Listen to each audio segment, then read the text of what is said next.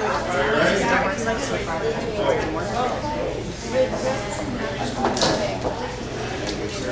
evening, everybody. Hey, give yourselves a big round of applause.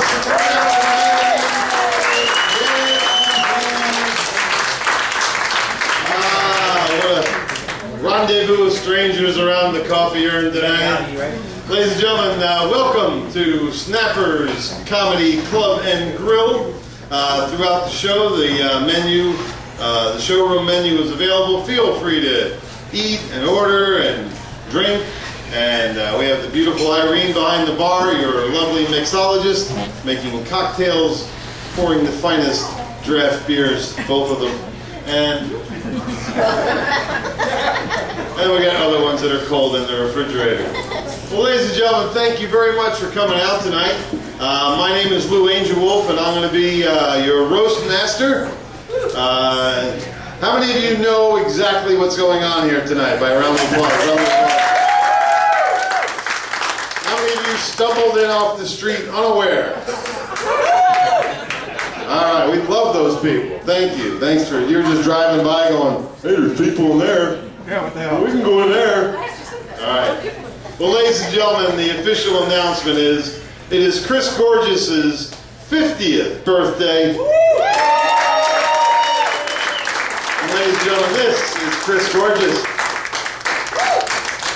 I know most of us in the room know Chris from his stand-up comedy career, or his improvisational comedy career, or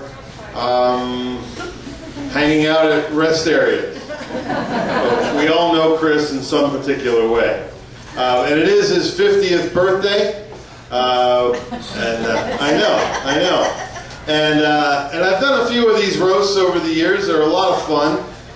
There will be some harsh and cruel things said this evening, but know that they are all in jest. And this all just has to roll off your back like water off a duck's ass. None of this, can't take any of this stuff very seriously. After all, it is a comedy club. Okay? So, the reality club is Sunday morning at 10 o'clock. So, ladies and gentlemen, and we all have a friend that passed away last year, a guy named Steve Baird. I'm sure many of you remember Steve. And consequently, through the happenstances of my life, scheduling and planetary alignment, I have Steve's ashes in my home. They're neatly packed, and I keep them on a coveted place in my bookshelf. But having his remains in your life, every once in a while I get a vision or a dream from Steve, and about your roast. Steve came to me in a dream and he said, James, tell Chris it's tough turning 50, but it's even fucking tougher being dead. So, if you knew Steve, that's probably exactly the way you would have delivered that line. Well, ladies and gentlemen, we have, this has been such an event of love and perpetuation. There's many comics that wanted to come up and be part of the dais. I'll introduce the fellas. Looks like fucking usual suspects over there. Holy shit, look at them. So you can see each one. But I'll introduce them individually as they come up to do their roasting. But ladies and gentlemen, Chris Gorges, a stand-up comic who's now working full-time as a stand-up comic, traveling the highways and byways and actually trying to book the Waffle House circuit, seeing how that shit's going to work out. He is also a very talented improvisational comedian. Consequently, the improvisational troupe is at the bottom end of the comedy spectrum, and I don't really know why. It does take the most creativity, but that's where he, cut his teeth and got the timing and the talent and the audience interaction that Chris launches upon people throughout the the Southeast and as he tours across the country. So, but ladies and gentlemen, we got a bunch of comics here. We got a bunch of dear friends. Not only are you going to have the guys on the dais, but there was also a couple of friends of Chris that wanted to share that we'll have a little intermittent time, and we're going to open up the mic for a couple of guys, okay? So ladies and gentlemen, are you ready to get started?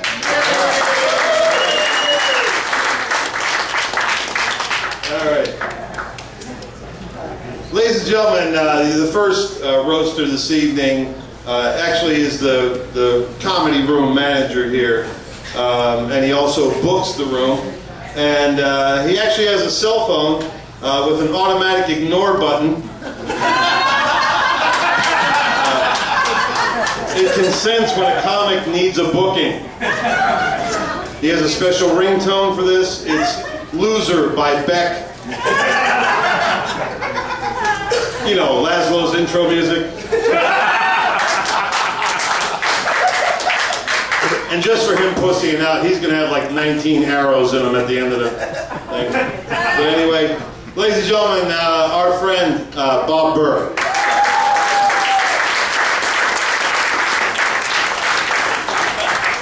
Come on, give it up for Lou! Come on!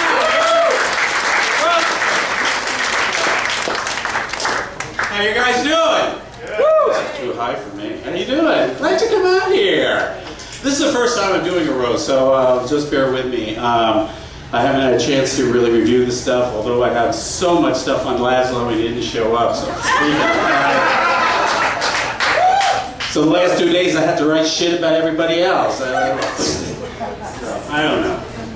But what I'm going to say is that these guys, usually it's really hard when you're roasting people because I'm not used to criticizing and insulting people in front of their faces. I like the American way where I do it behind their back. So this is really super hard. I've known these guys for 8 years since I've been here in Florida. And I really look fondly back on these times as really the best part of my life. And that gives you an indication of what a miserable life I've been leading here. So I saw Carl Roos come in here, and I didn't realize, so I had to. I actually thought he was the Travelocity gnome, but. So Kyle, please go smell the roses, okay? So you can do that.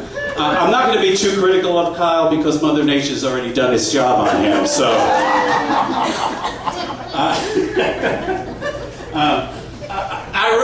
When I first saw Kyle, I was really thought he would be a great poster child for birth control.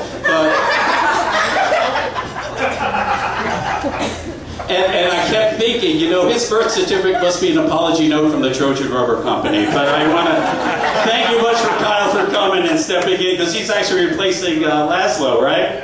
Thanks for coming in. Let's give a hand to Kyle. Jordan, thank you, Jordan. You're a great guy. I love Jordan. One look at him. Sex takes a holiday. Just take a look at that. Just take a look at that man right there. He may be stupid. That doesn't mean he's not. So just bear with me on this. He's actually a self-made man. A perfect example of unskilled labor. But on the other hand, his talent in improv has brought him to where he is today. Unemployable. So I just thank you for coming, Jordan. Thank you. Where's Steve Eric? I had stuff for him. He's not here? No, they weren't. Was he with Laszlo or something? No. I got an actual game. Steve Eric. But I just wanted to mention, because I have Steve and Lou. Lou, thank you for being the host tonight. Steve Eric and Lou have a lot in common.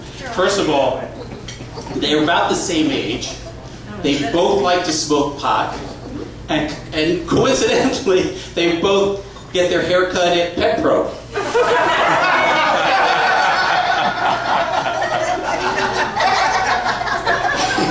In fact, I have a lot of common with Lou and Steve. See, I'm in my 60s, and they're still stuck in the 60s. So It's obviously, and the and the both guys have really been into a lot of good charity, and I really have to commend them for that. In fact, Lou was actually did a lot of charity work for unwed mothers. In fact, he's gave a lot of them their start. So we're happy that Lou is here today. And Johnny and Lou have a lot in common too. They both are very poor with relationships, and I've seen that over and over again. But we have to look at the positive side. All the women that they have been gave them the opportunity to travel across the country and see this beautiful land of ours. And they actually helped them be minimalists because they took everything they got. So, yeah, Johnny himself just reminds me. I look at Johnny, and he reminds me of St. Paul, which I think is the dullest city in this country. So, every time I see Johnny, he has a smile on his face, and he's just walking around, smile on his face, good attitude and stuff. And obviously, I feel he's not just paying attention, really, as he's going through Larry. Larry! I love Larry. He's great. You look good. I haven't seen you in a long time, but you look like a superstar, Larry. You look like a superstar. If you think the Crypt Keeper is a superstar, he looks like a freaking superstar. In fact, I think he went into the wrong business. He should be a talent scout for a cemetery. I really do believe that. What I'm trying to say, if Larry was alive, he'd be a really sick man. So I just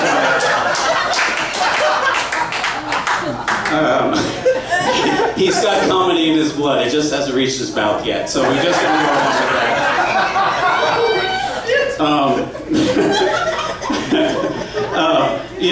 I've seen Larry perform, and if you've seen Larry perform, it's only really time that I think he's going to make it in show business if his relative dies and leaves him some talent. But I don't know whether you know it or not, but Larry used to be a taxidermist. That's a man who mounts animals, and coincidentally, that's how he met all his girlfriends.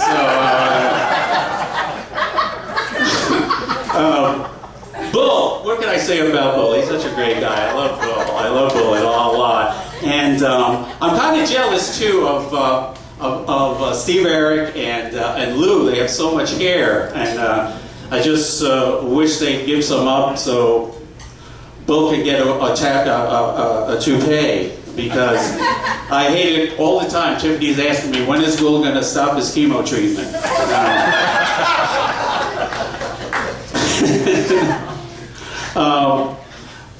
I met Bill. When I first met Bill, I didn't know him, and he came into the club, and he was really angry. I thought he was really angry, but he was very upset because I found out later that he combed his hair for 20 minutes, and then he forgot to bring it with him. So,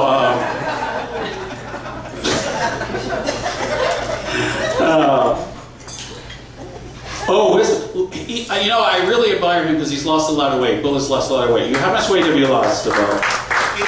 80 pounds! Holy shit! There's a disadvantage to that, too, because when he was really heavier, two girls could make love to him and never meet. So, Tiffany Barbie. I can't say too much about Tiffany because I have a rule that she said I can't talk to anybody about what we've talked about. But I can say that she is my best friend, in the world, and I really love her to death. And I love her for really two reasons. First of all, when we go anywhere on a day trip or something like that, she's always the one who remembers where we parked the car, and I love that. I love that about Tiffany. And she is a constant reminder to me of how sane I am. So I just wanted to, that's one of the things I love about Tiffany. I mean, a lot of times people go through life and they say, they guide their lives to say, what would Jesus do? And then they follow that path. And I follow the line, I say, what would Tiffany do? And I go ahead and do the opposite. Now, Gorges, hey Chris, happy birthday, by the way. It's Chris's birthday. Chris is a great man. He gives Crystal something to look forward to, a divorce. So, but there's been much written about him, and later on he's probably going, and it's talked about, but later on he's going to be here to deny everything that everybody says about him. But how can one person have so much and conceal it so well? I don't know. It's amazing. At his birthday, today is his birthday, and this is his annual night to have sex. Yes. And unfortunately, it coincides with Crystal's annual night to have a headache.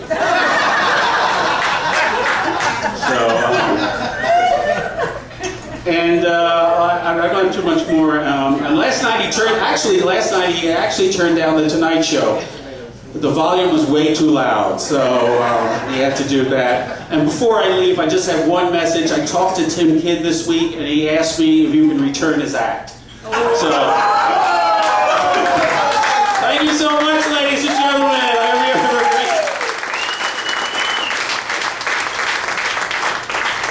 great. Bob Burr, ladies and gentlemen, there he goes.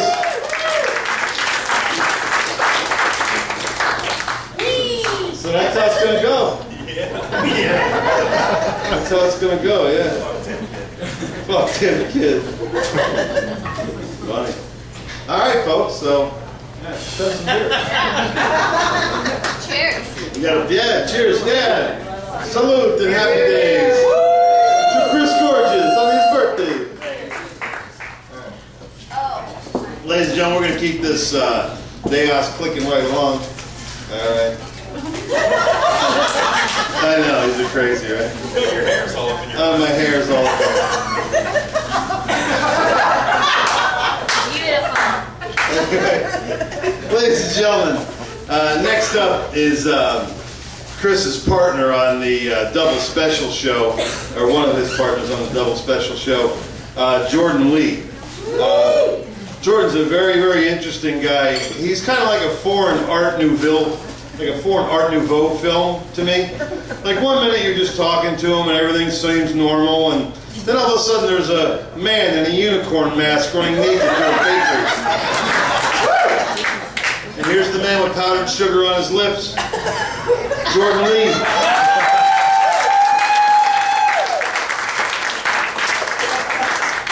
Thank you, Lou. Thanks for trying to use words that you don't know what they mean.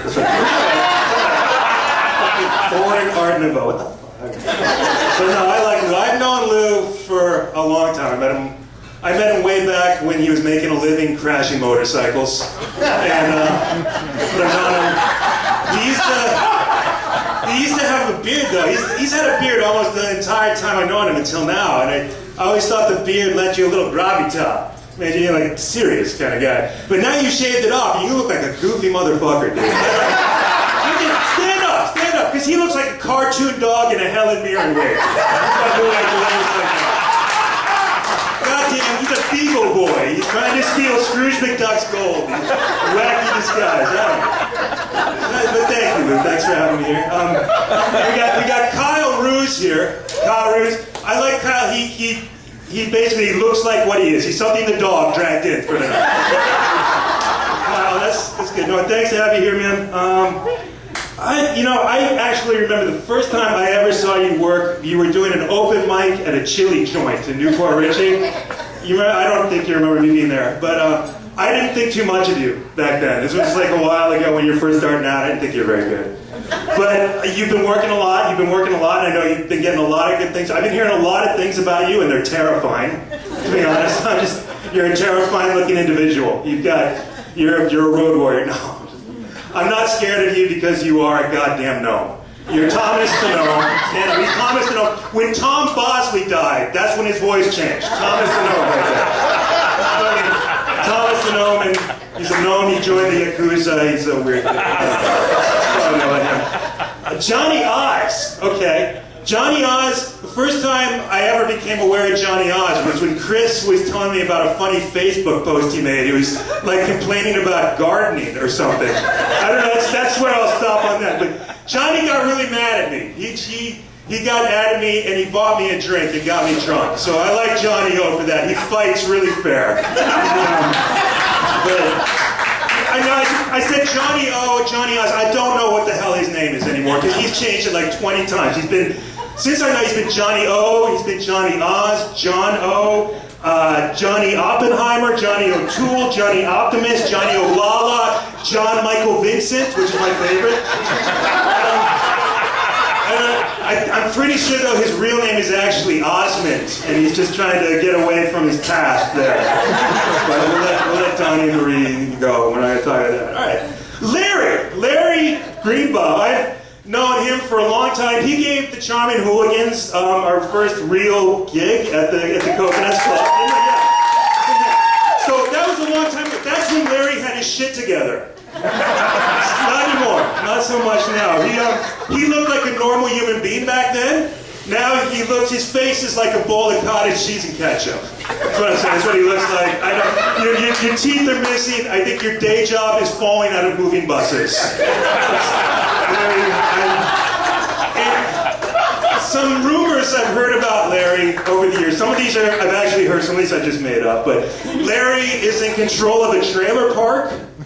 He controls a trailer park, and he named the trailer park Hollywood so he can pretend he's a real Jew. I also heard, I don't know if this is true, but I heard he likes meth. I heard he really likes meth. I heard he's got a meth cellar in his house. It's instead of a wine cellar, he's got a meth cellar. It's a hole under his trailer full of meth. And also he fucks puppies. That's what I heard. And I got Bull Osey here. Bull, I think before you were doing comedy, you were coming to see the Hooligans, so I inspired you. You owe me, you fucker. But Bull Osey's very brave because he's the only comedian I know who's got a popover for a head. And it's like a pastry. It's a thing, I don't know. Popover. What he's got, it's his head. It's a popover. But and Bull went on. He became very successful. He's been making lots of money, being very successful as a Christian comedian. That's how that worked out for you, right? You got successful, made lots of money being a Christian comedian. No? Did that? No? Oh. Maybe you weren't close enough to Jesus? I don't know. Maybe. I don't think you were. You know who is close to Jesus who's here tonight? Who's the closest person to Jesus is Bob Burr. He's also a nice guy and does magic tricks. That's what it is. But Bob Burr, I like Bob Burr. I first met him when he was staying in Tiffany Barbie's friend zone. That's where. And he's still there. He's still there. I heard he bought a nice condo. He's got a nice condo in the friend zone. He's a really nice guy. But no, the best thing I can say about Bob Burr is he's a perfectly adequate children's magician. So, Tiffany Barbie. But Tiffany Barbie, I met you the same day I met J.T. Burns. And I still don't know which one of you is worse. You or J.T. Burns. J.T. Burns is an awful prick and I really don't like him, but you are bad. You are proud that you make fun of blind people. That's true. You say awful things. Just Tuesday, and I'm going to say this because it's on record, it's live, it's on YouTube, we can't take it back. She accused J.B. Ball of giving Micah Murillo a hand job. That's how bad she is. She said that. Remember that. Spread it around. J.B. Ball won't come on our show anyway, so it's okay.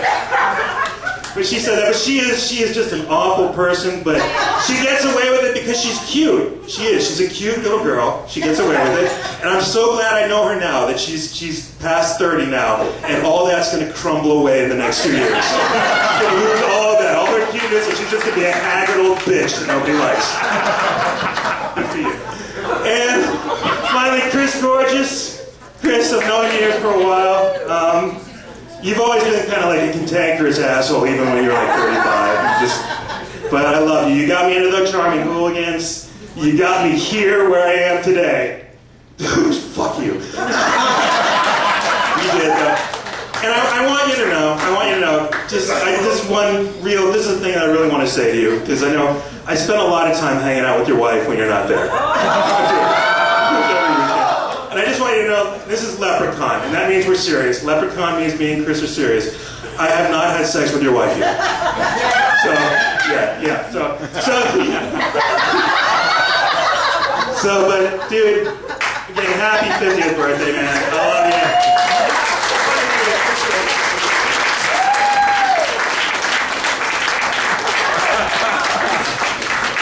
you. Jordan Lee, ladies and gentlemen. Wow. He was in rare form tonight. He was funny.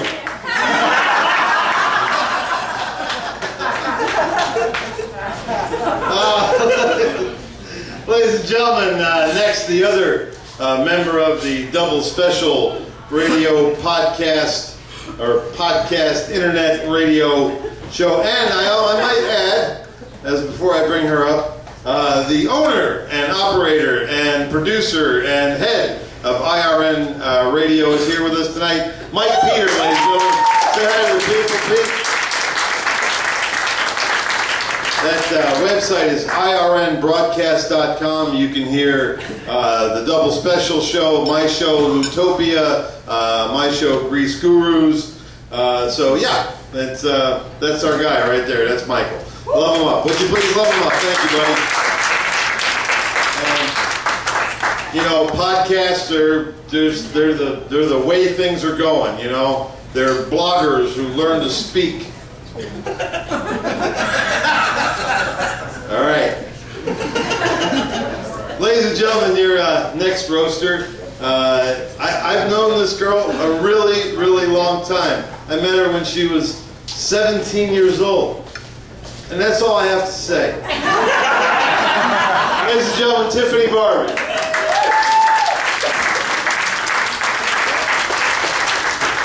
Thank you, Lou. Tough acts to follow. Those guys are awesome. I am here because I'm one of Chris's best friends, and I'm like his comedy partner. We travel around. And also they needed a girl on this dais. A little bit of variety. I mean, look at this dais. Like, I can't tell if we're at a roast or like a AA meeting. I feel like I'm the bait girl on To Catch a Predator.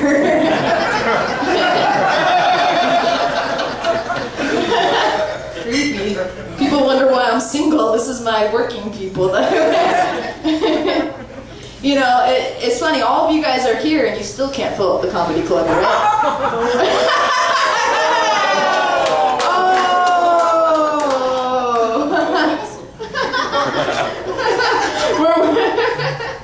Yeah, Lou Angel Wolf's here. No, he's not. Where'd he go? Should I save it? I wanted to hear. Oh, there he is. Lou Angel Wolf is here. And like Lou said, I've known Lou the longest of anyone that I've known here. And I've known Kyle Roos the shortest, because he's short. Stay tuned for more Kyle Roos short jokes. Anyway, yeah, I've known Lou since I was 17, 18 years old, right? And when I first met him, it was in a plaza. He was doing a comedy show in a plaza with Larry Greenbaum. Now you can see how far Lou has come since then. In a plaza with Larry Greenbaum. You know, Lou has worked with the best. He's worked with Brian Regan, and you know, and all the people that he's worked with, they've all gone off to New York. They've all gone off to LA. Lou actually went to Texas.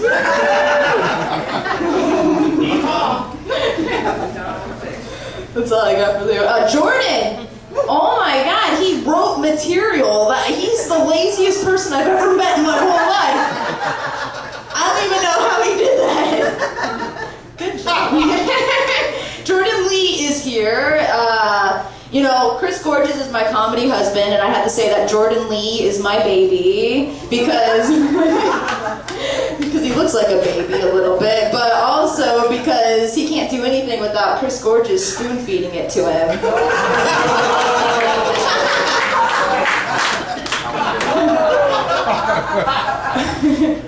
Now, Jordan told a little secret of mine, what I said to it. So I'm going to go ahead and say a secret of Jordan's. I don't know if you know this, but if you get Jordan really drunk, he'll make out with a dude.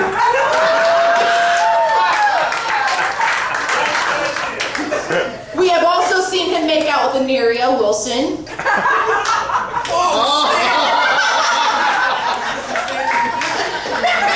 And did that happen? yes, and there was this out with Johnny Oz, but it wasn't. As I got closer, I realized that I was just a butch lesbian with the same haircut.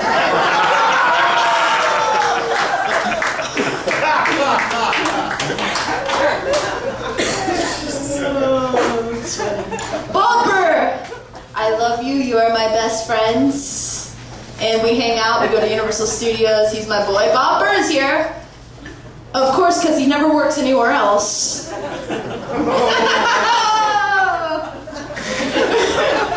Bopper, you did an amazing job up here tonight. I didn't know that you could write any jokes that didn't come from the internet, so... That's funny. Kyle Roos is here. Kyle Roos, he just came on a couple days. I had a little bit of short notice that he would be here. Kyle Roos is here representing the Lollipop Guild tonight.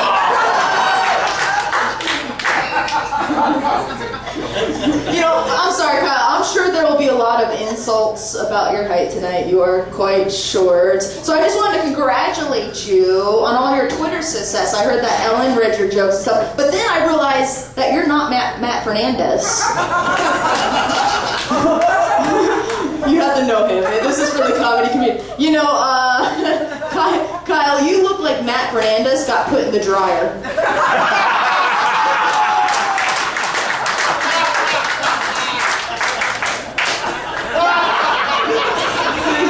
He does. Look him up on Facebook if you don't know what I'm talking about. Bull, you've lost a lot of weight since I met you. How is Tammy, by the way?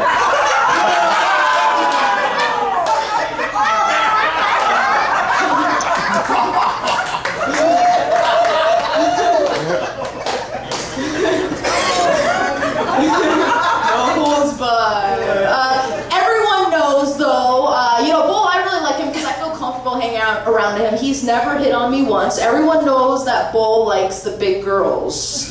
In fact, his favorite porn, when he was growing up to watch... Hold on, I gotta do this again. Bull does love the big girls. His favorite porn video to watch when he was growing up was Richard Simmons sweating to the oldies. Because of the fat people behind Richard Simmons, not because of Richard Simmons. That's Jordan. That's Jordan.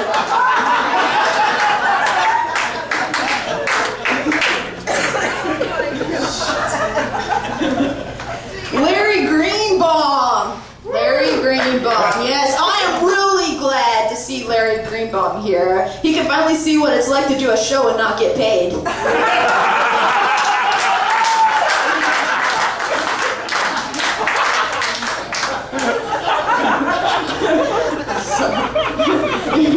This is the only comedy show that Larry has ever done that's taken place outside of a converted Denny's.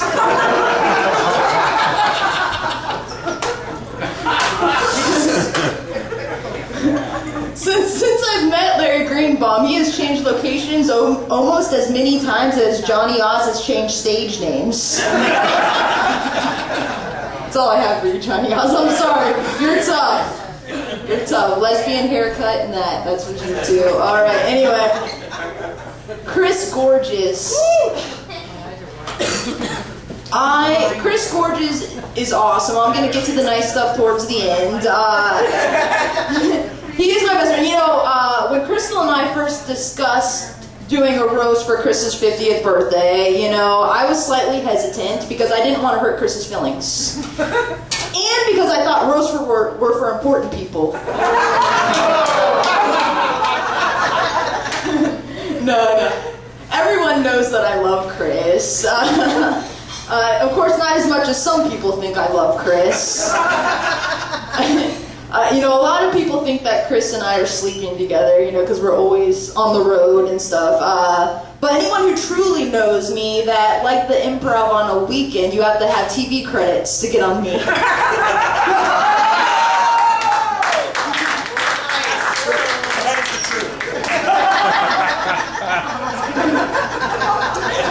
I roasted myself.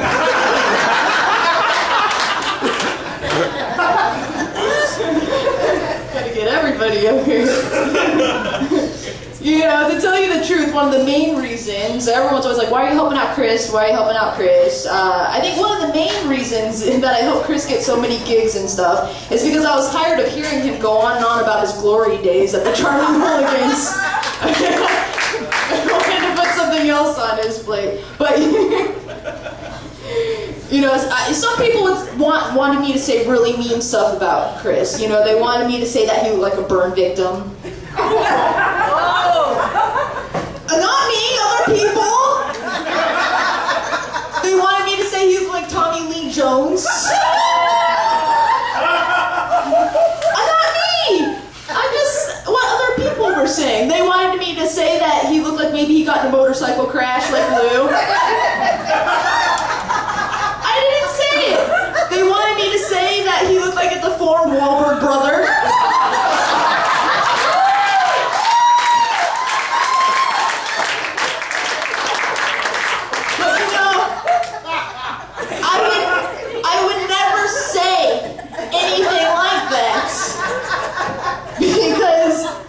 You know, I love Chris, and he is my best friend. You're definitely one of my best friends besides Bob Burr. I love you, Bob Burr. Like, he's like, wait, after your best friend. Who's the bestest friend? You can draw straws afterwards. Anyway, you're an amazing comedian, and I am so happy to see you pursuing your comedy full time. It takes a lot of courage to take that leap, and I believe in you. And I know that your incredible talent and ability to make people laugh, whether it's in an elevator or in a theater, you're going to be successful. I believe in you, Chris Gorges, and I am honored to be a part of your comedy journey. Let's fill those 52 weeks.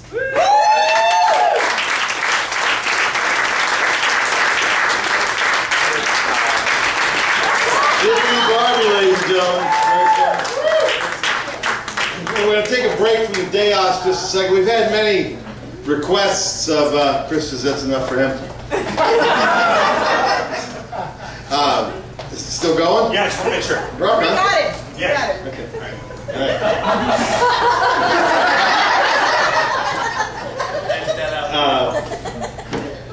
We had a lot of requests of people that wanted to do a couple minutes and to pay their homage to Chris tonight. Ladies and gentlemen, John Whitmer is here. John, yes.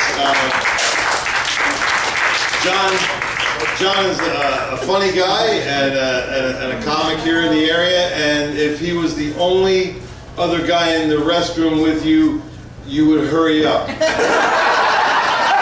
John Whitmer.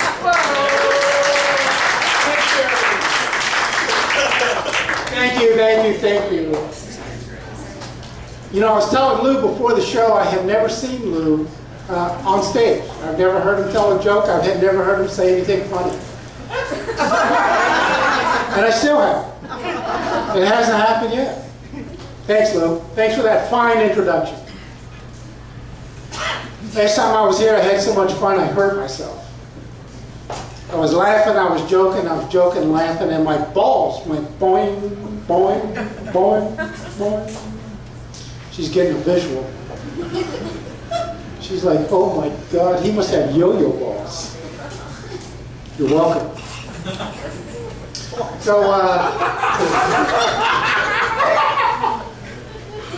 So where's all the comics from the days? Where are they? Where's all the funny ones? That's it? That's all you can do? Yeah. Nice. Good job. I thought you'd have somebody famous there. I see Bull's here. Way to go, Bull. Bull answers that ancient question, what came first, the chicken or the egghead? That's Bull. Johnny Oz is here. Nice to see you, Johnny. 3 things I saw this week that I never thought I'd see again. One was a working payphone. The other was an El Camino. And the third was Johnny Oz trying to be funny.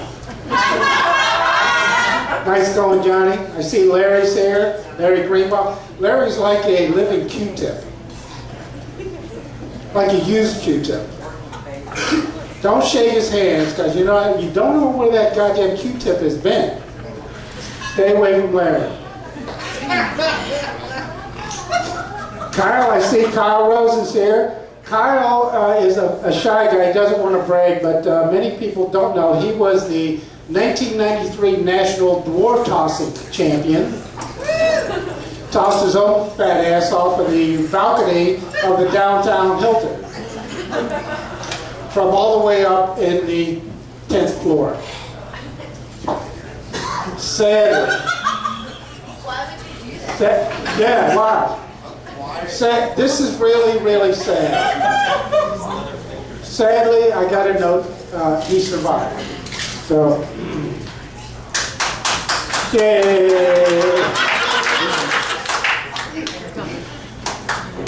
You don't look 50. But we all remember when you did. So, there's a lot of people, you know, Lou was mentioning Steve earlier. There's a couple guys that all of us I know wish could be here tonight. One was Dow Thomas. Uncle Dow, probably the most creative and talented man I've ever seen on the stage. Yes. And of course the other was Steve Barrett, as we know before. And I'd like to share with you a conversation I had with Steve Barrett one time. You know, Steve was a car salesman for a bit. You know, he decided he was going to sell cars. So we were talking about Carfax. When it first came out, he explained it to me. You know, you send in the information on a car, and he sent it back to you because you want to know if it's been abused, it's been in a wreck, been messed over, and you get it back from Carfax. And Steve looked at me and said, you know, they got the same thing with girlfriends. When you get a new girlfriend, and they call it Pussyfax. And here's what you do. You take your camera and you take a picture of your girlfriend's pussy. Send it in and they'll tell you if it's been abused, wrecked, or any of that stuff. So I did. I had a new girlfriend, took a picture, sent it in, it came right back. It said, that was the most gorgeous pussy we have ever seen here at Pussyfax. Her name's Chris, so now we call her Chris Gorges Pussy. You're welcome.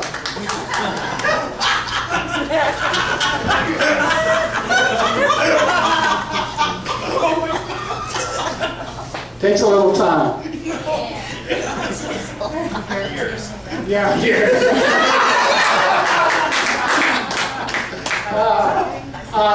All seriousness aside, Chris Gorges is probably the most positive, the most influential person I know.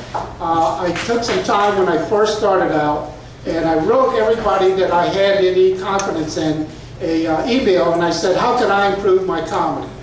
And most people sent back like 1 or 2 word bullshit replies. Try telling some jokes. You know, that was a big one. But Chris Gorges wrote me a long, long email and covered some really nice areas.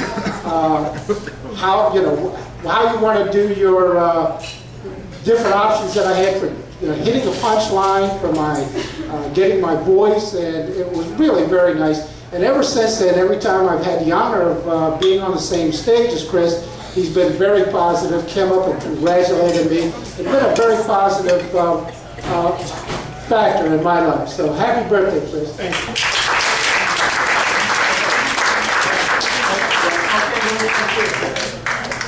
All right, John Whitmer, ladies and gentlemen. Here he goes, yes. Hey, Chris, if this tape runs long, I think I found a couple edit points.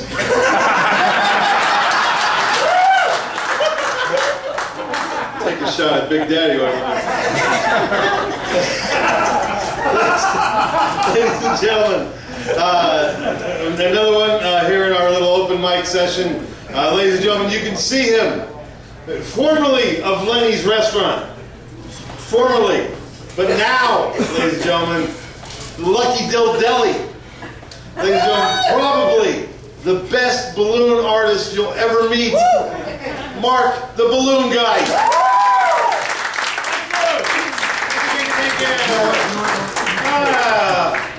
All right, yeah, I'm not really a stand-up comedian. I did it a while back. I did stand-up comedy, and I figured out go and make money. So I went into making balloons. So I was kind of impressed when I first walked in here. So I looked at the dais, and I was in the back of the room, and I'm like, going, holy shit, you got the guy from America's Got Talent, the regurgitator over here. Then there was Fat Patrick Swayze. Where'd he go? Okay. The guy from Duck Dynasty, Rachel Ray, and Dolly Parton. And then I realized I need fucking glasses. But anyway, and Lou over here sitting in the corner looking like the most interesting man in the world. You know, it's like, when I do comedy, I don't necessarily do it here. But I just wanted to be able to say a couple of quick words and stuff. Known Chris for several years. He actually blames me for introducing him to Marty. Or actually introducing comedy to Marty, because I brought Marty to his first comedy club when he was like 18 years old.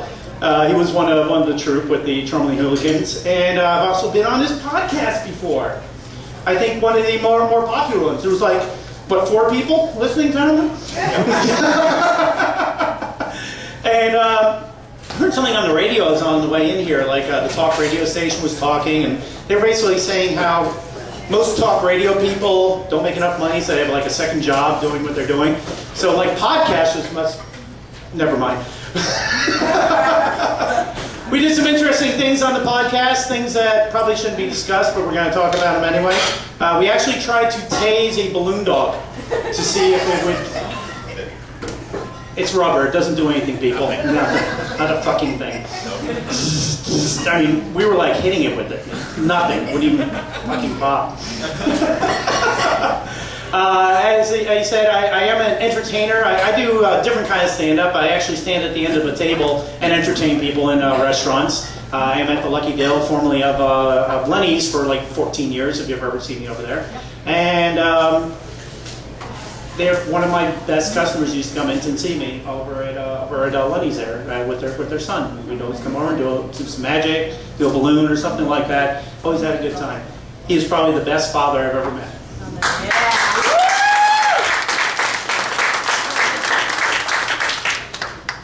Now you gotta get that kid back eventually. But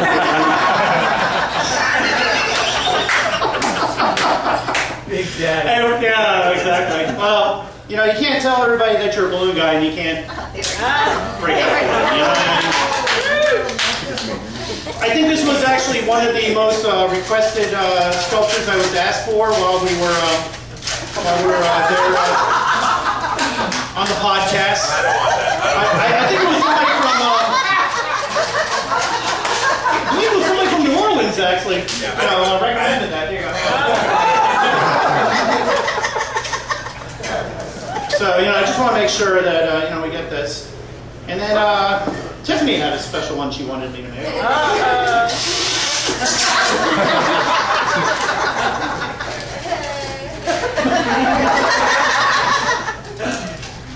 you go. Hey, check it out, the vagina monologues.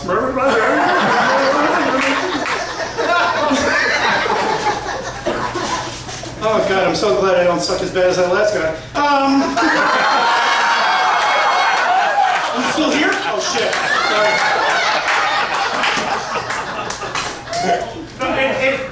It's not actual size. It's a lot bigger than this.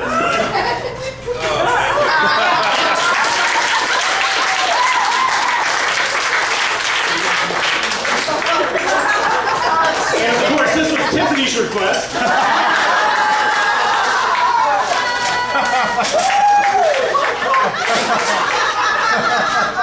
You thought I forgot about this, didn't you?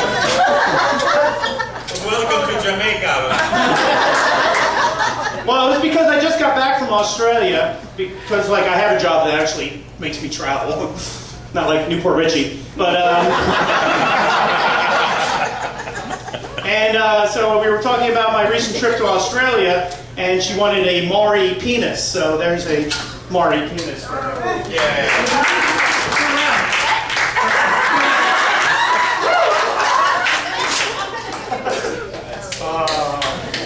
Hey, I appreciate being asked to come up here and say a few words, and thanks very much. And good for me.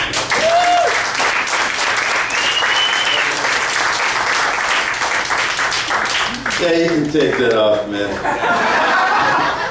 It's like a bad bachelorette party at Chili's. God knows. I think my boyfriend's iron deficient. What the fuck is that? Okay, hey, how about a big round of applause for John and Mark? And we're back to the dais, ladies and gentlemen, back to the dais. Ladies and gentlemen, the next guy up, it is Johnny Oz. And they may have covered this before, and his real name is Johnny Osmond, and he has changed his name because he didn't want to be confused with anyone famous. So far, that's really worked out for him. Let's give a round of applause for Johnny Oz. Hey, is that not the ugliest lesbian you've ever seen? Huh? Second one. Oh, except for me? Is that what you're talking about? All right, I got you. Lou, you're a giant man with long hair. It's a good look. Kind of like a circus tent. It's kind of like you're saying to everybody, come inside me, we'll all have a lot of fun. That's what you do in a circus tent, right? You go inside. Lou's a spiritual man, but I happen to know that he's doomed to spend eternity in hell because he sells used cars. Rust-proofing in Florida has got to be a mortal sin on any plane of existence. And by the way, I want to thank you for the lineup tonight because I didn't want to have to follow a talent like Tiffany Barbie. So, appreciate that.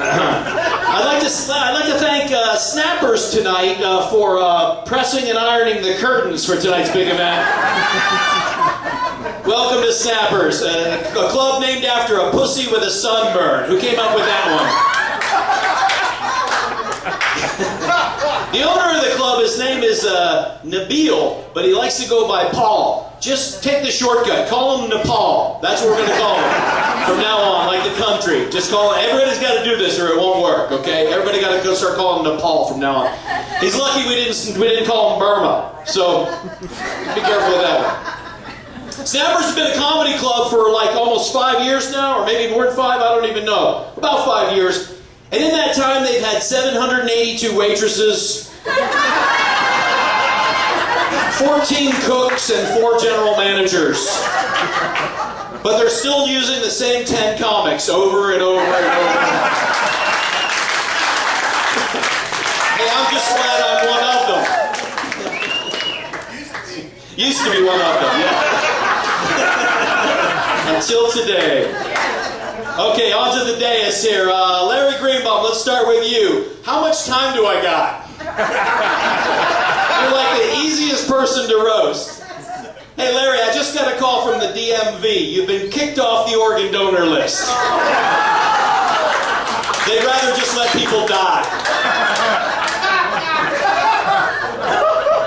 When I first met Larry, oh no, that one's too rough. I gotta skip that one. I gotta skip that one. Doing the rough stuff tonight? When I first met Larry, he owned the Cinema Cafe. Now he pumps out septic tanks at old mobile homes. Your life has literally turned to shit, Larry. Literally. If there's one thing I've learned about comedy from Larry, it's that you don't really need talent to have a really long career. Just be there. Just hang on. Just exist for decades. Don't write jokes. It doesn't matter, no matter how bad it gets. Just keep going up on stage. He does have one talent, though. Nobody packs 5 minutes of comedy into 20 minutes, quite like Larry Greenbaum. Nobody does it. Most of his material is about Pinellas Park. If he gets a gig outside of Clearwater, he's got nothing. If he crosses the Skyway Bridge, they think he's speaking a foreign language.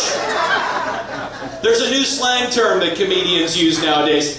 When you're dying out of coconuts, it's called green bombing. Green bombing. It doesn't harm plant life, but it kills jokes. And closes comedy clubs. Okay. Jordan Lee is here tonight. Hi, Jordan. How you doing? Jordan is a funny guy, but not a stage comic. He says he gets stage fright. But hey, can you blame him? If you look like that and owned a mirror, wouldn't you have stage fright? Wouldn't you also seek a career in podcasting? That's all I got for you, Jordan. Mike Rivera was supposed to be here tonight. Mike couldn't make it tonight. His dog ate his homework. Clever, right? Clever? He's a teacher, for crying out loud. And by dog, I mean Trish Keating. Okay, okay, we gotta edit that from the video before she sees that, okay? Because I love Trish. Bull is here tonight. My good friend Bull is here. He's the only bald man I know who has dandruff. Bull once told me that in any restaurant, he instinctively knows where the bathroom is. That's because buffalo can smell water.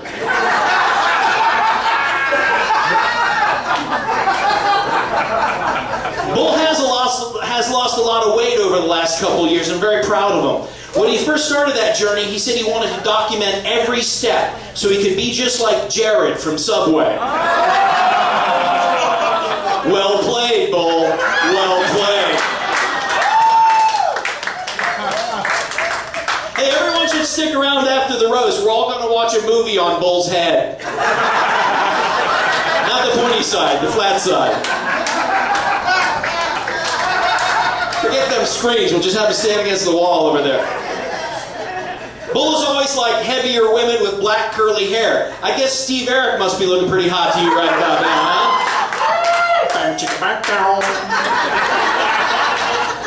Steve Laszlo was supposed to be here tonight, but he chose not to. Ain't that some shit? He dropped out. He declined. He resigned. You mean I was allowed to drop out of this fucking thing? I could have gotten away with that? You could have told me that yesterday. Well, he's going to get a few roast lines anyway, because I'm trying to make it to 5 minutes. One time Laszlo was texting me about a gig, and he typed, "Am I the closer?" But his autocorrect sent, "Am I in the closet?" Even his phone has Freudian slips. I don't want to say Laszlo dyes his hair, but when I used the bathroom at his house, I found an empty box of Just for Men eyebrows. Now, if he was here and you could see his eyebrows, you'd know what I'm talking about. Bob Burr is here with us tonight, also known as the poor man's Dr. Drew, yes? I noticed how soft you were on Tiffany tonight. Like the hardest joke you had for her is that she keeps you saying, "Hey, fuck off," okay?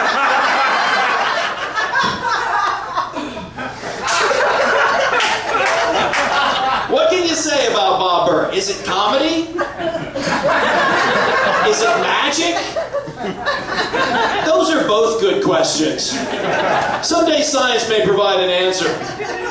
Bob is an illusionist. He thinks he's funny. That's the illusion. Maybe you should bill yourself as a delusionist. Hey, if you groan on that one, you're going to love this one. Tiffany Butterface is here tonight.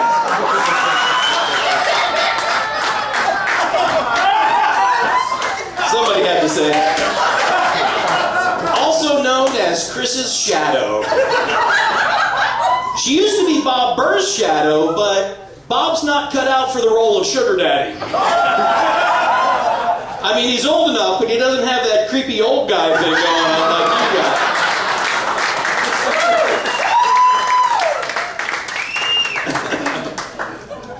Oh, shit, I lost my place. All right. Tiffany is now Chris's opening act. And by opening, I mean mouth, legs, stage time. In that order. Tiffany is apparently the one booking all these gigs in that dynamic duo, which is weird because usually the headliner brings along the feature act, not the other way around. A lot of people think that Crystal is concerned about Tiffany going on long trips with Chris, but Crystal's not worried. She knows that if Chris has an affair, Tiffany will kick the other guy's ass.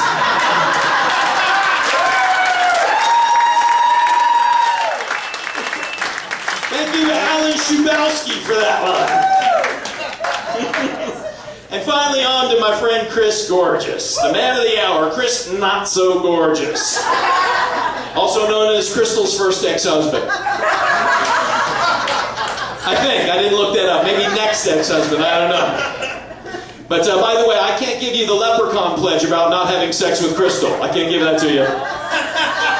That's just Jordan. Okay, but look at him. Just look at him. I mean, Jesus, Herbert Walker Christ. Look at this guy.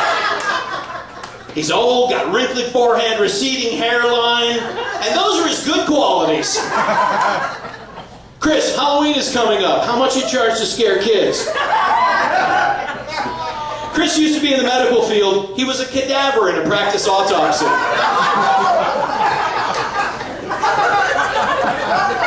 Some people say that Chris is a pillow biter, but he's never done that with me. He wants to come out of the closet, but Crystal keeps shoving him back in. And that's all I got for you, my friend. Happy 50th birthday. I love you.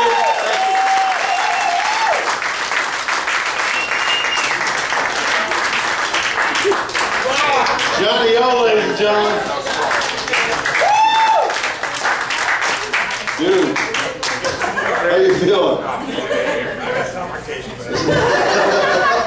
Got 2 more? There's 2 more.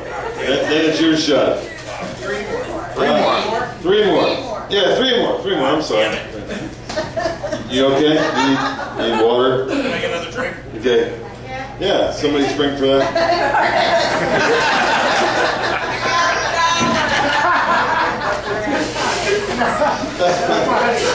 Ladies and gentlemen, your next roaster is Larry Greenbaum. For years I've been bringing this guy up as Moe from The Simpsons.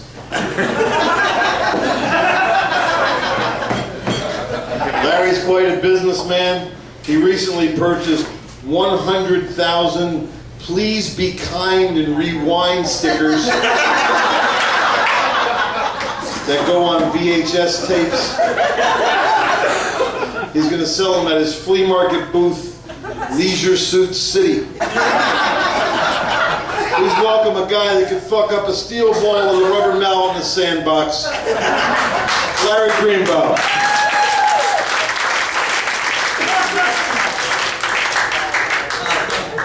Got there's some light up here so I can see because I'm an old guy. Hey, speaking of old guys, they needed an old guy for this thing, and Bob wasn't quite fucking old enough. So they invited G. David Howard, but they couldn't negotiate a price that he would find acceptable. And they asked Paul Parsons, and Paul said he'd do it, but he has no fucking idea who any of these people are. So he couldn't be here tonight. Hey, I like that Brady Bunch ad y'all did. That was very clever. You guys see that on Facebook? Yeah. Except, I was watching the Brady Bunch this afternoon. None of you fuckers were in it, so I don't know what the deal was with that. John Whitmer, hey, that was very, very something. I'm not sure what it was. I saw John about, 10 years ago do an open mic, and he sucked then. And John, you're pretty much, you're still fat, John. That's all I can say about that. So, it's crazy, because you write all this shit down, and then you hear all these guys talk, and they're all fucking lying about you, and you want to come up and defend yourself, and then all your notes go to hell. But, that's what happened. They did a roast to me a couple years back, and I got really drunk that night, and then I couldn't remember anything I couldn't read what I'd written down. So I just had to kind of wing it. And Chris was hosting, and he wouldn't let me go take a pee. I told him, I said, I gotta go to the bathroom. I've had like 3 beers, and I'm old. And he said, fuck you have to stay there. So finally I snuck out, I got to the bathroom, and when I was coming back, Paul Parsons was following me back. And I told Paul, here's your $5 and wipe your knees off. Hey, Lou Angel Wolf, I love Lou Angel Wolf. He was part of the Ron and Ron gang back in the day. Ron Bennington, Ron Diaz, yeah. That's when he was fucking famous. And it's been all downhill ever since then. But he's worked for me, that's good. And he's a stand-up comedy. He's been a reverend with the Salvation Saloon. He's been married. He married me and my ex-wife, and I forgive you for that. It took a few years, but I forgive you now. He's a real gentleman. He likes to support all the up-and-coming comics. By the way, I didn't mention this. John Whitmer was actually, he was kind of last-minute guy. They were trying to get Kevin the cashier, but he turned it down, so. But anyway, Lou and I did a lot of memorials together, haven't we, Lou? Yeah. We always get together, and when somebody dies, we do a show.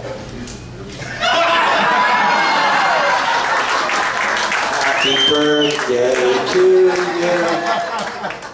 Bob, thanks for letting me in Snappers. It's nice of you to let me in tonight. I wasn't allowed here before then.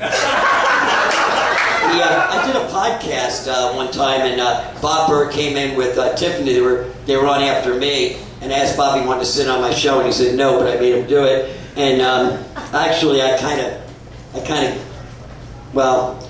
talked about something that Bob and I don't like to talk about, but we used to be gay lovers.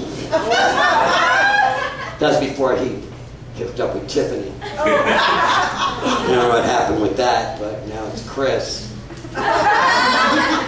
So that's pretty fucked up, Tiffany, I'm just telling you right now.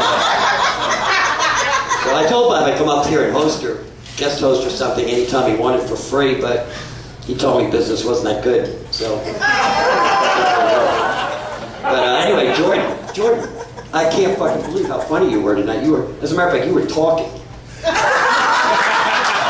I've known you like 8 years and I didn't know you could talk. I was wondering if English was like a third language for you or something. He's very quiet. He doesn't speak much. He was a regular on the improv show with Chris Gorges when Chris pretty much did all the talking. And I loved having the improv at my club. It was great. We were his first room, and we had like a cult following at night. At midnight, you'd have all these little drug-addicted children come in, and they would watch the show. And Chris promised Jordan fame and fortune. As a matter of fact, when Chris makes it big, Jordan's going to be his houseboy. So Tiffany, you said that you were going to be the bait girl, right? With the... No, you're not, honey. You're not. That was just going to write itself, Tiffany. I can't help you anymore with that. You have great potential in comedy as a karate instructor. She comes up as being cute, but trust me, we all know she's a bitch. And you know, she wouldn't drive. Remember, you wouldn't drive for years. I mean, she just refused to drive. She said, buy a car, but I'm not going to drive it. And then she had all the guys, comedians, pick her up and drop her off when she wanted to come out to open mic. But then she'd make them drop them like 2 blocks from her house. Which is really a smart idea, actually, because you really don't want any of those bastards knowing where you live. That's for sure. But anyway, she had her little career with Bob, and then now it's Chris, and she's on the road. Kind of like Tony and Catherine Larson, if you know what I'm talking about. Tony Dodd.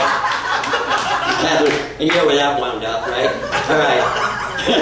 Shit, you just not. You're gonna finish the joke, do you, Chris? It just writes itself. So anyway, back to John Whitmer. No, not really. I wanted to talk for a minute here about Johnny Oz. Johnny Oz hosted when I was being roasted, and then he went out to LA for fame and fortune, and now he's fucking in Palm Harbor.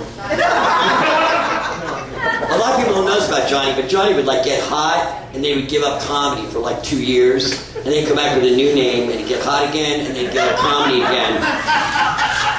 I'm not sure what that was all about. Maybe he can explain it to you later. And I just want to leave you all with this about Johnny. But Johnny claimed at my last roast that he had sex with my wife, and it's true, he did. And I knew about it. I mean, it was cool. I told her she could, and I told Johnny that I was only going to give him $50 to headline that week. And was trading. You understand? But anyway, he told everybody at my roast that he short-dicked her, and then I found out I was like. So, my buddy Paul, I love Paul. Bull is the bluegrass, corn-fed friend from Kentucky. That's part of his description of himself. He used to come out and do guest sets in my club and walk up stage and go, okay, I suck, I'm leaving now. And then he came out with the Shrek poster, and he had the Shrek poster on stage, and I was like, fuck, man. I wonder where they got Shrek. Let's see. He thought he looked like Shrek, but in actuality, they copied Shrek. Yeah. We became friends, and his wife and my ex-wife were very good friends, and not much I can say about that, except that she used to always call up and say, you know, I'm really supporting my husband in comedy. Anytime you get him out of the fucking house for a couple hours, I'm in. But no, it's true. But anyway, what I wanted to tell you was he's so humble because he came in one year and I had booked him for our New Year's Eve show, and he walked up to me. I was putting decorations up, and he said, you know, this show's gonna suck. And I said, why? And he goes, well, I mean, like, look at the lineup you got. I'm like one of your headliners. And I said, so let me get this straight. The show's going to suck because you're in it? And he goes, well, yeah. And I just turned around and said, get a fucking tampon for that guy. Anyway, all right. So, okay, where were we? John Whitmer, right? We're talking about John Whitmer. All right. Now my friend Chris, I want to talk about Chris. Chris was doing improv at the club, and it was great because he filled the room up with all these young children. And he became a household name. They all started calling him Daddy. And Tiffany, she calls him Daddy too. I want to take you back to the 90s after stand-up on Friday night. Chris would pitch his improv sketches with subjects suggested by the audience. That was fun. These kids are like 16 to 20, right? So for the next several years, I listened to skits about dicks, vaginas, blowjobs, eating pussy, smoking pot, and getting drunk, which was a whole lot of fun, right? Sure. There, a couple in the room. That's comedy. And everybody came out. I asked them, I said, you guys really into the improv? Huh? And they go, no, we're just into drinking without a ID. ID, yes. I couldn't think of the word, I'm sorry. Okay, yeah. So, he's a great improvisation. Hey, listen, Chris, you're 50 years old. I just want to tell you about something.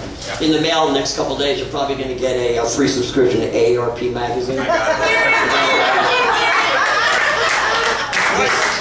guys want to see us again? Chris and I are going to Sam's Club on Sunday for some free samples, everybody.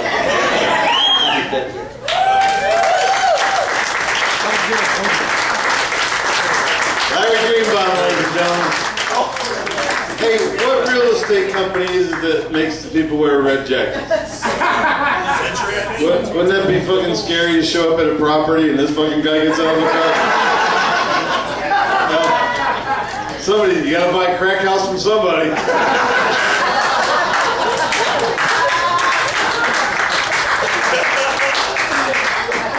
Oh, shit. Half off there. Alright, ladies and gentlemen. This is fun, isn't it? Kids doing alright. Ladies and gentlemen, Kyle Roos is next. And I just got to know this guy over the last year or so, and he's really quite a nice guy. And underneath all that beard and ink is a legendary guy, Bilbo Baggins. Kyle Roos, ladies and gentlemen.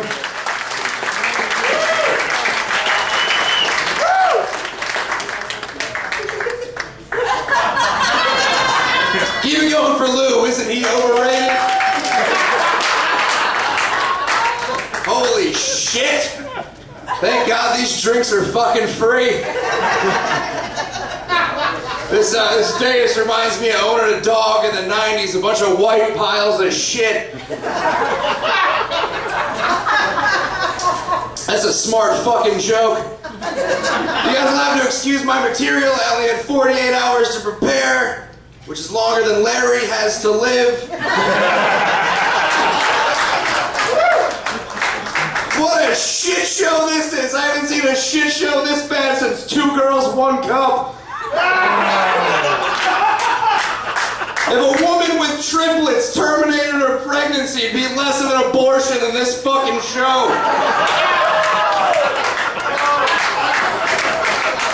That's what I'm here for.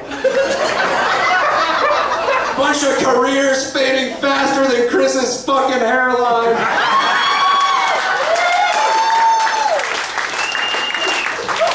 Or Larry's life.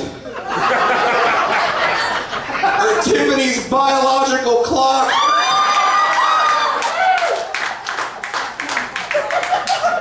There's 8 guys and 1 girl on this roast. Tiffany's the only one I couldn't tit fuck.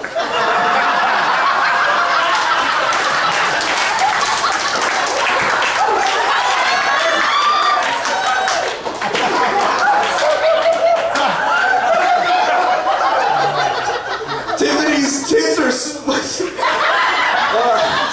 tits are smaller than Larry's chances of beating cancer. Speaking of cancer, give it up for John Whitmer. You fucking killed it tonight, literally. That was just like all times John went on stage and all the comics talked amongst themselves.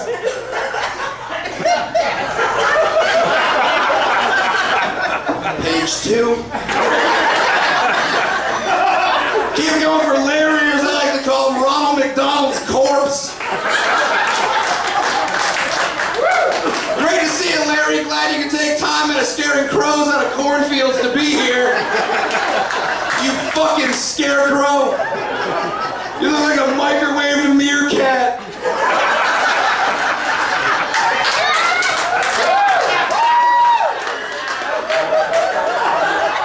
I can't wait to buy that suit jacket off the hospice thrift store rack.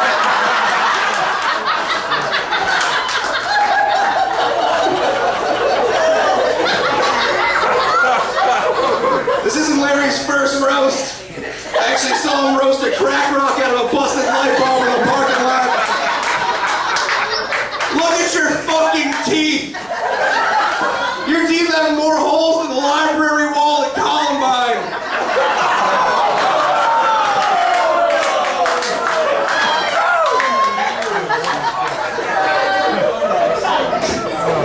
Even if Larry dies of natural causes, hopefully it'll be a closed casket. You can get a shot at Larry's Comedy Club called a Larry Blood. It's a whiskey bath salt served in a dirty ashtray. Look at your fucking face. You look like Leatherface with anorexia. Speaking of anorexia, glad to see Tiffany Barbie here. Tiffany's got a black belt and a white belt of Chris's cum around her mouth.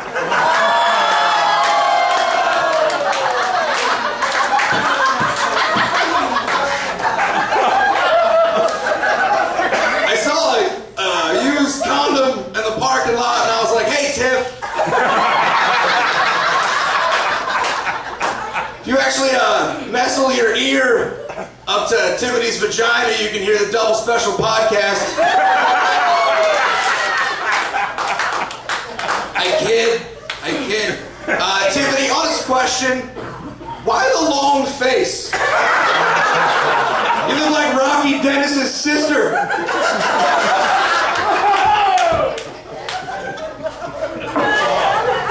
Your huge beak, hollow bones.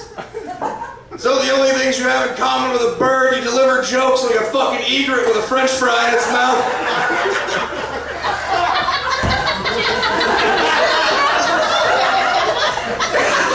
Speaking of birds and things that fly away and come back, Johnny Oz is here. You look like Jeff Foxworthy shaved and let himself go.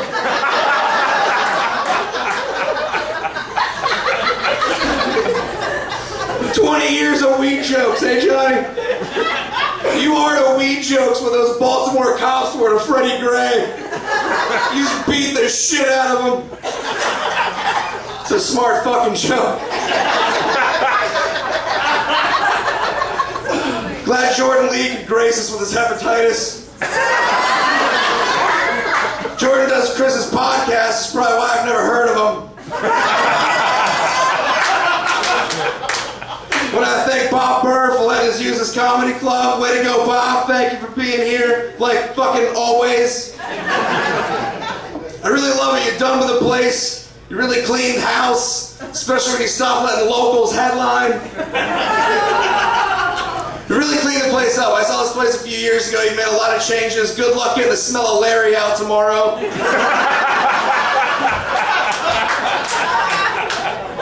Bob's actually a very talented magician. Why don't you pull a feature spot out of your fucking hat, Bob? I'm fucking dying over here.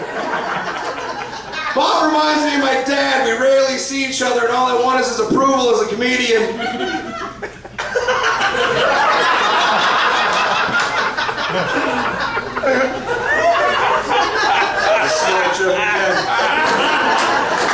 Glad to see Bull could be here. Fucking white Mr. T. Look at your fucking head, dude. Just large, misshaped with clumps of hair. It looks like one of the tumors in Larry's lungs. I love your goatee. You turned your fucking face sideways and puckered your lips. It looked like Tiffany's pussy.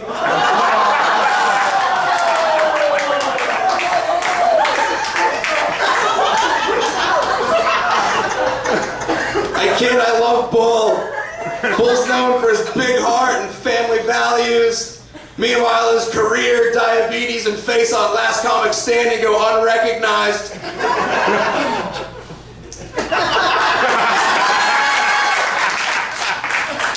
It's been fun to make fun of you guys. I had 2 days to get ready for this, but I've learned a lot from all of these guys over the last few years. From Lou, I've learned no matter how old or irrelevant I get, just keep fucking trying. Johnny taught me if you really want to get gigs in LA, fuck Susan Sagner.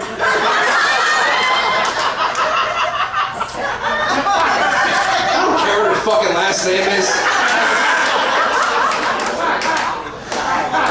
Tiffany taught me that genital warts will eventually go away, or you can freeze them off.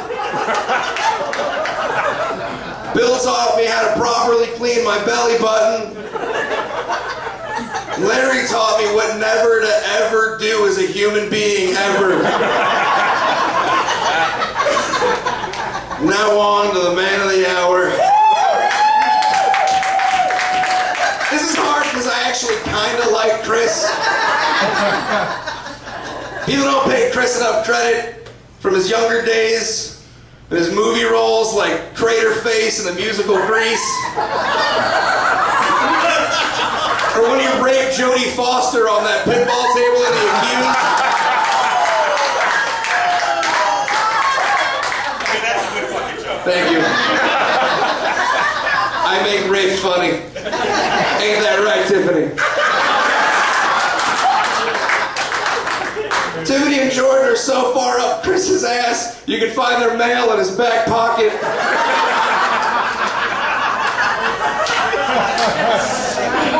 I watched the supermoon last week. Never mind, that was Chris's forehead and stage lights.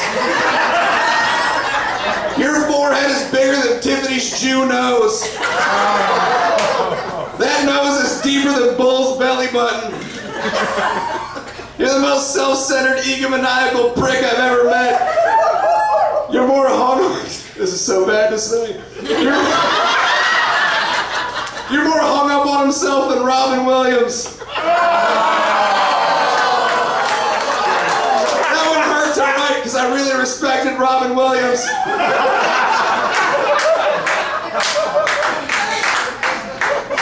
Every time I see you, you're in slick back hair, sunglasses, and a black shirt. You remind me of Johnny Cash, and we dug him up today. You faggot Mr. Burns.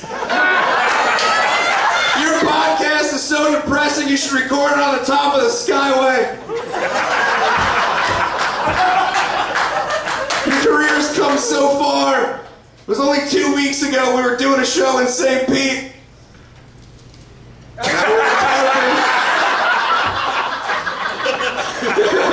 All kidding aside, it's been really cool to be here. I respect everybody over there except for the one in the red jacket.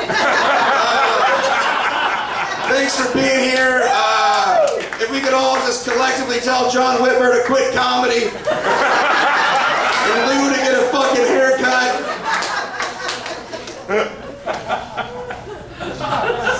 Thanks, guys. It's been fun.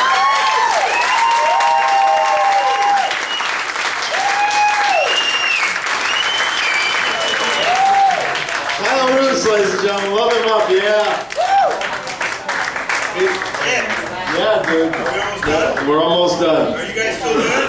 You guys okay? Actually, Kyle had about 2 days to prepare, and Mike Rivera got a paying gig, and so I knew Kyle wasn't busy.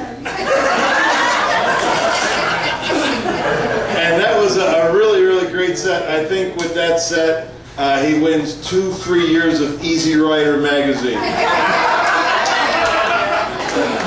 Well, ladies and gentlemen, the most collegiate of all the roasters, the fellow that's been rooting this thing on from its concept.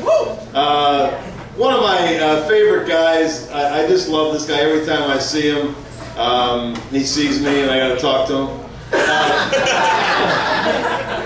He's really great, and he has lost a tremendous amount of weight. He lost 80 pounds. He used to fucking carry around a midget You lost the whole midget.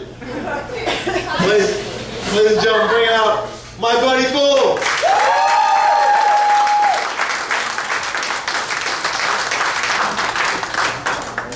Blue Angel Wolf, guys, he's killing it in the position of the host, isn't he, guys? One of the most respected comics that I know in this area. And by area, I mean that 3-foot perimeter around his big ass, because nobody respects him outside of that. I love the long hair that you got going on. It's kind of like Willie Nelson if he were addicted to prednisone.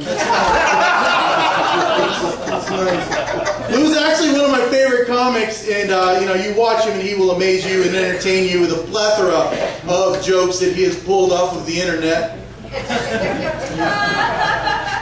Give it some time. Give it some time. If you don't laugh at what he's saying right now, give it some time. You'll find it all very funny 15 years ago. Like any roast, you have a full dais, and if you look over here, you guys have witnessed it throughout the night. This is clearly the best dais that the Day Labor Pool had to offer. With one, a couple of additions. Marky did very well. John Whitmer, I for one am glad you were here because somebody had to take the stench of failure off of Larry.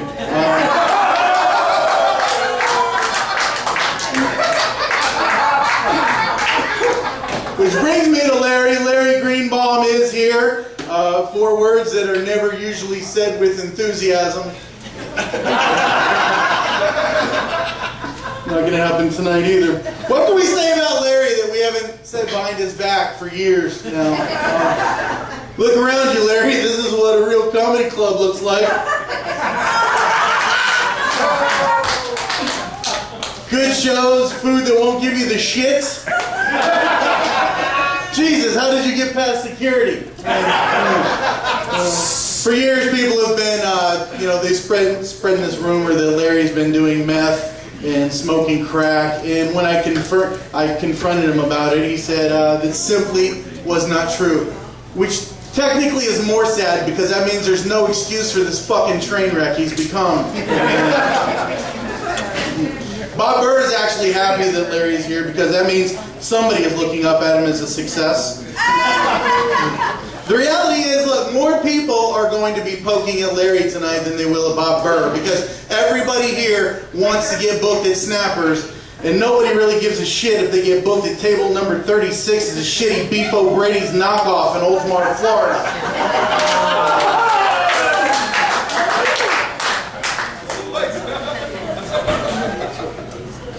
Some of them build. It takes a few seconds. Everybody's been giving my buddy Steve Laszlo shit for not being here tonight. Look, Laszlo actually, he had to be rushed to the hospital tonight. He had to have a rather sizable stick removed from his ass. We had to replace him, and we searched, and somewhere over the rainbow, we found this furry, angry little midget, Kyle Roos, to come in and fill in. And did you guys take a good look at him? He looked like somebody swallowed every episode of Ink Masters and Duck Dynasty and shit out Kyle Roos. That's what he looked like. What is that on your chin, man? It looks like somebody wiped their ass with fiberglass insulation. What is that? You remind me of my favorite episode of Star Trek where the ship was infested with you little bastards. It's a classic episode. Johnny Oz, one of my best friends. I don't have a lot for you, Johnny, because really, you're just not that fucking important. Everybody's been giving him shit about his name, Johnny Oz, Johnny O, John Oz. We don't know what his name is, but by looking at him, you can tell clearly within another year, we're all going to be calling him Caitlin.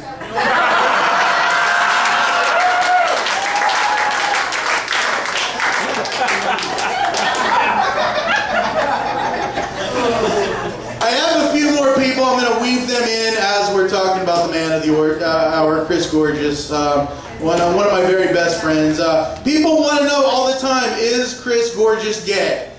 No, but he is on the waiting list. He's just waiting for his ball to pop up out of the hopper. Chris's lovely wife, Crystal, and his comedy partner, Tiffany Barbie, are here tonight. And, or as they're better known, Chris's beard and goatee.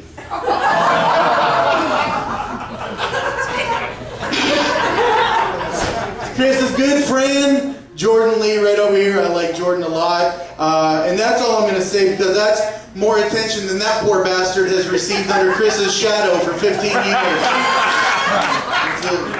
Jordan, Tiffany and Jordan both recognized very early on Chris's talent and potential, and decided to ride that coattail all the way down to lower mediocrity. And that's where they rest. They are part of Chris's wildly popular podcast, which can be heard from coast to coast, the Gulf of Mexico all the way to Tampa Bay. Show is called Double Special, which is the Latin for two retards.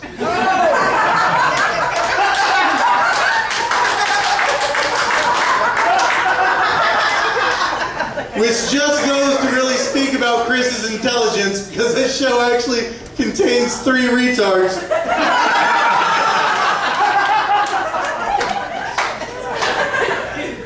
That was a good joke? Alright, thank you. I got one. I'm going to stick it out until we get a couple more of you. I watched Chris's act the other day. I was watching him as he was making fun of Trump, but it was nothing political. He was making fun of Trump's hairline. Look at you, Chris. Your hairline is abandoning you faster than Tim Kidd and the Hooligans. For God's sakes, your forehead looks like the windshield of an Escalade. I have a better head of hair on my ass. An Escalade. An Escalade, yeah. It's alright. Alright. It was my intent to keep this as short. I wanted to keep it as short as John Whitmer's level of talent.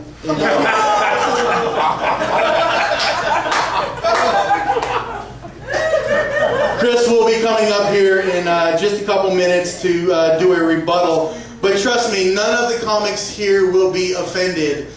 Simply because all the material that Chris is going to be using tonight was written for another roast by Sebastian Maniscalco.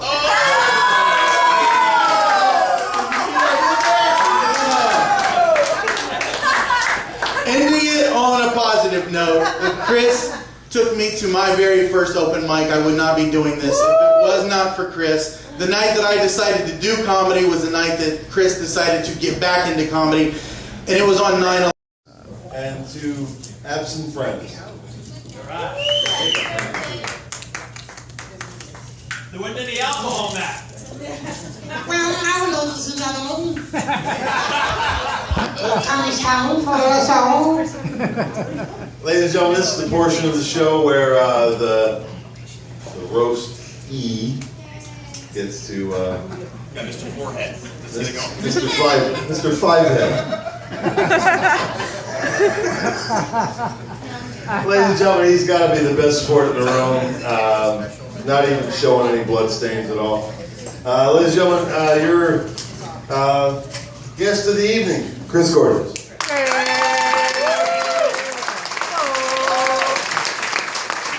One more time for Lou Angel right there, doing a great job hosting.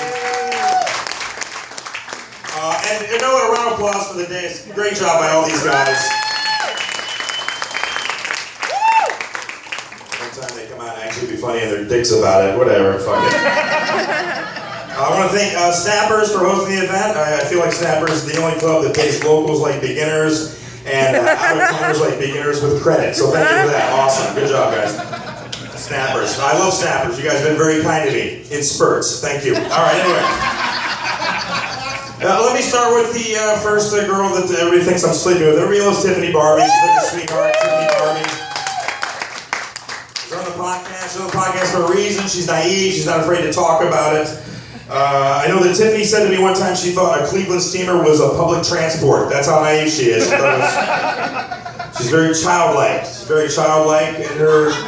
She's not too mature. I asked her one time how she stays so young, and she told me she has a replaceable hymen. So that's wonderful, isn't it?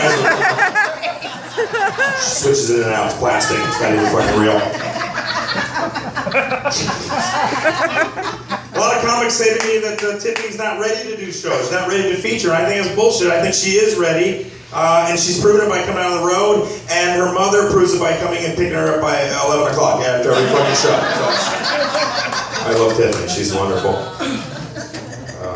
JB, fantastic job tonight. I'm really impressed with what you did tonight. And this is the only time you'll ever fucking hear me say that. All right, anyway. I love Jordan. What can I say about Jordan that everybody in the fucking Hooligans has ever said? It's all been said about Jordan. He's been my artistic partner for years. Been by my side through thick and thin. I can't fucking get rid of this lazy sod. It's just the fucking, I tried everything. I'm gonna hit him with the car, I think, at this point. Jordan has always been ahead of the curve, I think, comedically, and fashion-wise. He's been wearing Kanye West's homeless chic collection for years now. Nice job. Fucking get a job and buy some new clothes. How about that? Jordan is living proof that you don't need your genitals to live, so good for him for that. Fucking throw it out. Bob Burr, the guy, love you, Bob. Give her a round of applause. Did a great job. Everybody thinks that Bob Burr is single, hopelessly single, but he's not. The truth is he has a lot of women after him. Well, not him, just his social security check. So that's good for them. Bob Burr is an excellent magician. His best trick is getting his audience to laugh during his fucking show. So that's wonderful. It's beautiful.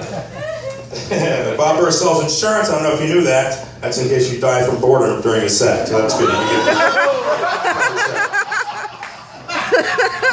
Johnny Oz is here. Johnny, welcome. You did okay. It was pretty good. We all know that Johnny produces the 420 shows or the pop shows. Isn't that great? We weren't aware of that 420 is a sperm count because of all the pot that he fucking smoked. How about that? Never gonna have a kid. I tried to write something exciting about Johnny Oz, then I realized you're just fucking boring. I just want to say that. You're really fucking boring. You're like a male version of a 7-year-old cat lady without the pussy. Cats. Johnny Oz moved to LA to have a go at being a stand-up comedian. He ended up being a dominatrix pool boy, so that was one of our reviews. Good luck. Larry Greenbaum's here. Larry, good job tonight. Love the. Larry gave the Hooligans a start. I love Larry to death. I've been calling Larry Greenbaum the Fozzie Bear of the Tampa Bay scene for years now. Not because he does hacky jokes. It's because I'm pretty sure he's had somebody's hand up his ass at some point. I'm just guessing. He seems dirty to me. I don't know. I don't think. He's like the wandering Jew of the Bay scene. He's had more stages than lines drawn in the Middle East. So good for you, Larry. Keep it up.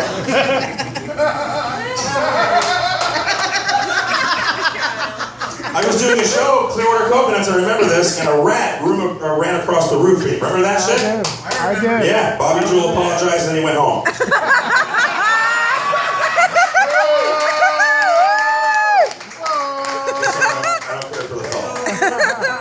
Bull did a great job closing the show, and the show did for you, Bull. Bull is a sensitive guy. He's so sensitive that he passes out apology cards after his set. So he's just a lot. I don't know if you know this. Bull used to be a bouncer before he did comedy. He bounced from delivery room to delivery room. I don't know if you know that. He's got like 19 fucking kids all over the place. Bull says that I brought him to his first open mic. I don't remember that. I'm pretty sure the audience doesn't remember either that was there. Bull is ultra conservative. He's proud of that. In his mind, Jesus has a gun and only speaks English, but tells dick jokes. That's weird, isn't it? It's kind of weird. Kyle Ruse, excellent job tonight, buddy. Excellent job. You filthy, nasty bastard. Good for you. This is such short notice, and I'm so glad that we can have Frodo here tonight. Good for you, sir. He does. He looks like a reverse wish troll, doesn't he? With hepatitis. Look at him. He's wonderful. A wish troll. Just the chin area. Yeah, Kyle Roos is a real go-getter. He's doing all the bar rooms that we won't fucking do anymore. So good for you. Awesome. Okay, don't laugh. Kyle Roos is at the height of his career. It's like 4'3". I don't know. Really at the top. Lou, great job being a roast master. I love you, brother. I do Lou's podcast on Utopia, and he pays me in chicken. So what the fuck? I have no idea when I can get get some money from me, that would be nice, or pot, that would be great. One of the two things, or I'm sick of fucking public chicken. Let me just say that. When I first met Lou, he said, God bless you. And then the next time I met him, it was shalom. And then the next time he gave me a crystal. And I asked him what he believed in. He said, you know what? In my position, I can't afford to piss anybody off. That's the reason. Lou is a used car salesman. That's it. That's the end of that thing. I don't think I have to write anything else for that. I actually have early film footage of Lou in his first film. He was the naked guy holding a sheep in the film Woodstock. Remember that guy? The sheep, the naked guy with the small penis. All right, anyway. Johnny Oz, Larry G, Bob Burr. Oh, JB. How can I fucking forget JB? Oh, did they get JB? Did they get everybody else? I think I got everybody else. I've had a few drinks. Fuck you people. I don't care. Oh, I wanted to... John Whitmer, why did you come? I don't even know why you came. Did you fucking write? Or were you actually doing crowd work from a fucking podium, dude? Seriously? Goddamn, I wrote that you said I wrote the big long thing. You didn't listen to the fucking shit I wrote. Nothing. Not a fucking bit of it.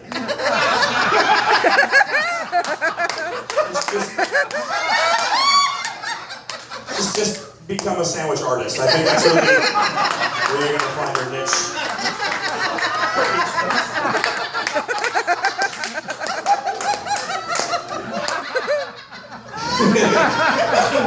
John Whitmer just wanted to come out tonight. You got to give him credit. He wanted to come out and just tell a joke where people wouldn't demand their money back. So that's awesome. Good for you. And you got to slide in here and fuck it all up in the middle. Thank you for that. You work with G. David, right? Yeah. So you're not listening to him either, are you? No. Laszlo was supposed to be on the dance. I was really excited. I've known Laszlo for a long time. People have mixed feelings about Laszlo. He couldn't do it tonight, though. He was working across the only bridge he hasn't burned down. So that's...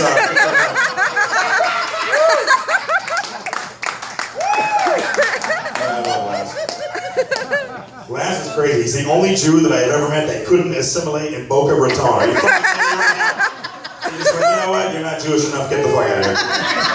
Mike Rivera was supposed to be here. He dropped out too. He got booked. I don't know if you know Mike Rivera. He was recently on The View. I'm glad to see that he finally made it. Neutered and performing for Housewives at 10:48 on a Tuesday fucking morning. Good for you, Mike. You're amazing. All right, good. On a serious note, I've worked a lot of clubs in this area. And it is my birthday, I'm old, but I want to thank all these guys for taking time out. Give them a applause. They did a great job for that. I'm flattered. I'm honored. And whatever you say, fuck you. I'm not stopping, so fuck all you people. I'm not stopping. Thank you so much for coming out. Thank you so much, Lou, for having me. Thank you so much. Stick around and have some cake. It's not too late.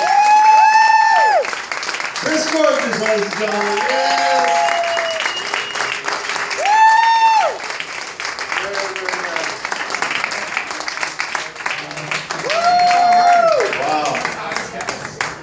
Love in the room, ladies and gentlemen. There's a lot of love in the room. It hurts. And thank you so much. Please be sure and Stay for some cake. take care of your wait staff. The girls are working hard here, and sometimes they go by, they'll scurry by, and they'll brush their butt on the back of your head. That's like $10 at some stockings.